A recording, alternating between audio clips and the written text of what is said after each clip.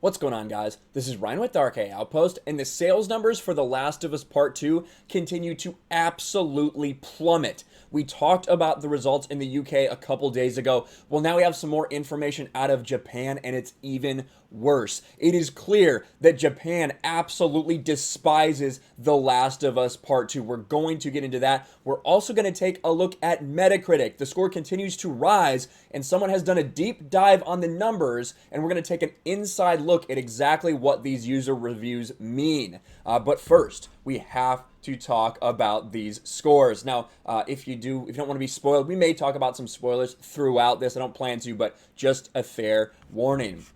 The Last of Us Part 2 sales dropped 85% week on week in Japan. 85% is absolutely astounding. We had an 80% drop off in the UK. I made a video. We talked about that. That is a lot. Now, there has been some that are close to that, some big names, specifically one that we will talk about that is relevant, another Naughty Dog title. But 85% is unheard of in the gaming industry. I don't see how this game will continue to sell at any sort of positive rate. You can tell, very simple graphic, Boo! This big arrow right there. The Last of Us Part 2 retail sales in Japan have dropped 85% week on week. The Last of Us Part 2 box sales for Japan are out, and it seems the game has dropped severely in its second week. According to reports, The Last of Us Part 2 sales in Japan have dropped by a massive 85%. To be accurate, it's 85.45%. Earlier, we reported how the Last of Us 2 box sales dropped 80% week to week in the UK. Just like we said, some said it wasn't unusual, but if you compare the drop to other Sony first-party titles, it's very significant. And they do remind us that this is talking about retail sales only. We cannot factor in digital sales. We don't have those numbers. I would hazard to guess that digital sales are higher for this game than they are for games in the past when you talk about the pandemic that's going around.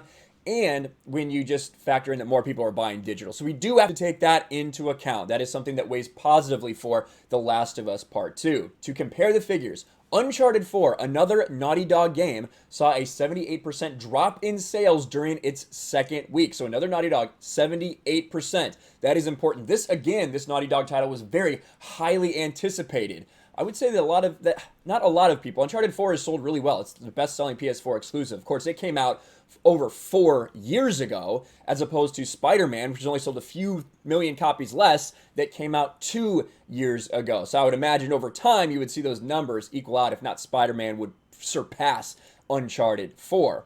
But in contrast, Marvel's Spider-Man box sales dropped by 42% its second week. God of War only 35%, whereas Days Gone saw a 60% drop. Those are all very good sellers for PlayStation exclusives. All of them had a much less severe drop than that 80% number that we see from The Last of Us. The 85% in Japan, insane. Listen to the things that beat it now, because it fell out of number 1. Second week of release, it's down to number 4 on the charts in Japan.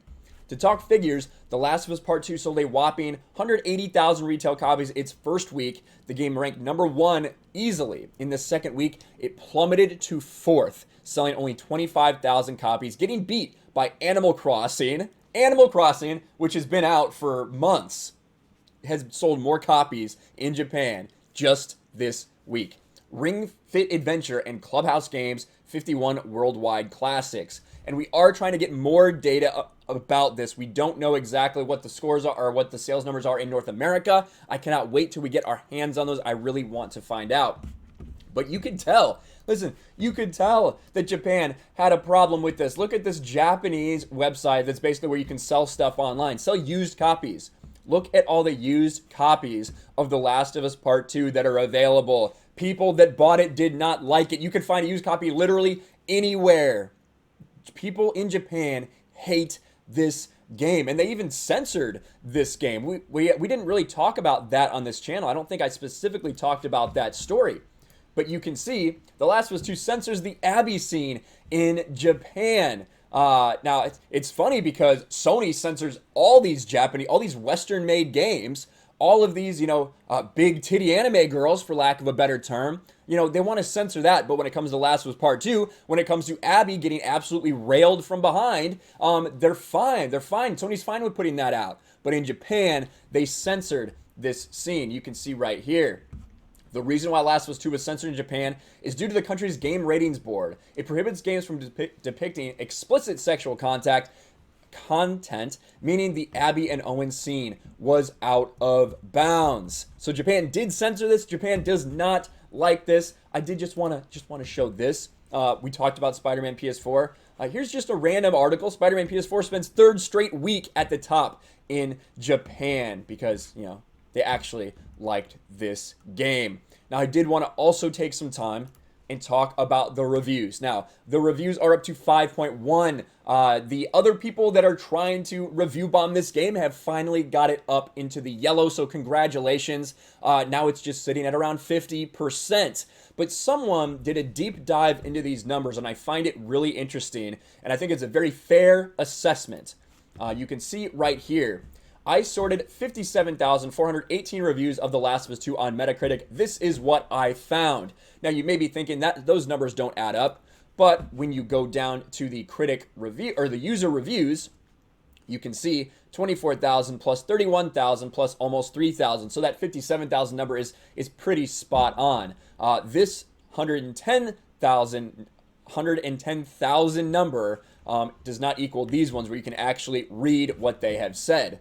So, disclaimer, all the reviews were gathered on July 2nd at noon, and he does provide links to all of this stuff, guys, so you can go check it for yourself. This is all of the reviews, all dated, all what the score was, and what the word, or what the letter count, the character count used in the review, and also all of the charts where he got all this information. So, he provides all of the evidence that he used, which I do really appreciate.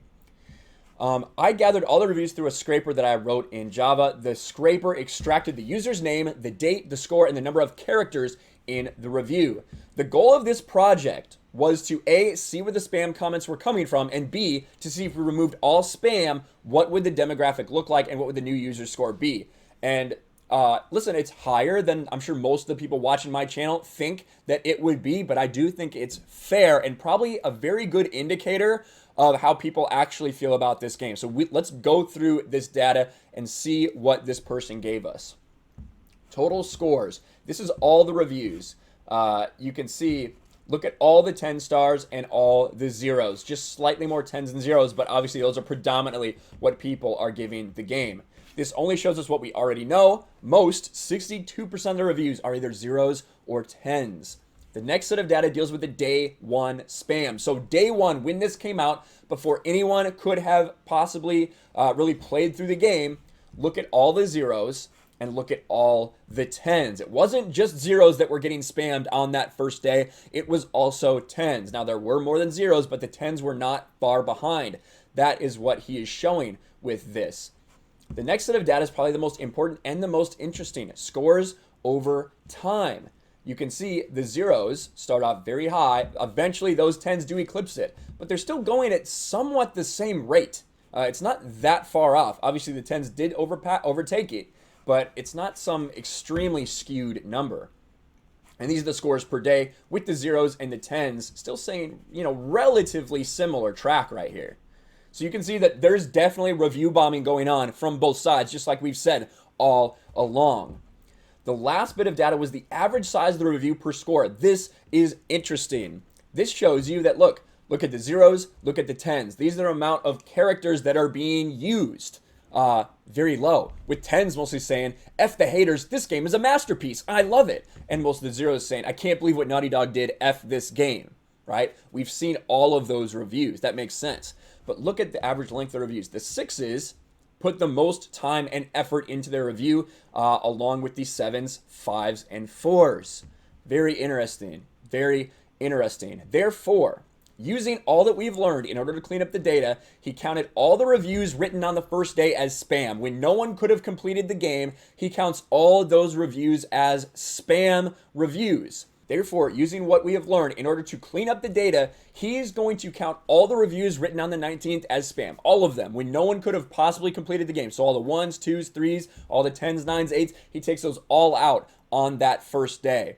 And then, since it's clear there's review bombing on both sides, takes all the 10s away and all the 0s away. What we're left with is this score right here. Scores without the first day bias of the 0s, 1s, and the 10s.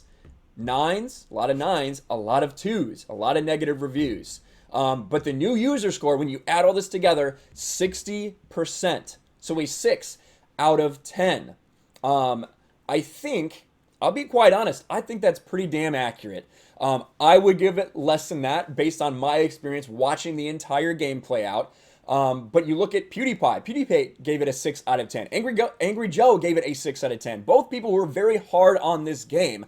I think when you look at it, that is a very realistic score. I think this makes sense. Obviously, this is just someone going through. He did show his work, did show his data, saying what he thinks probably the real feeling is. This is an incredibly divisive game, to be sure. And it looks like it's really not all that far off from the true Metacritic score. Right now, the true Metacritic score is sitting at 5.1. When you take out all the spam and all of the high and lows, you average everything together, he comes out with 60%.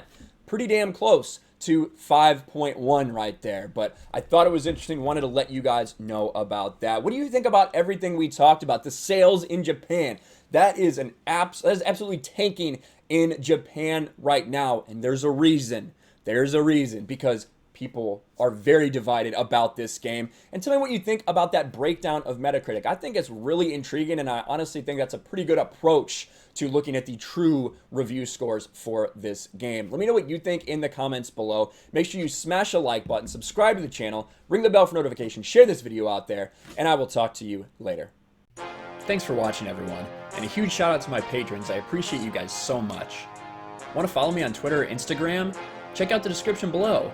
You'll find links to my P.O. box and my Patreon as well. And I'll talk to you guys later.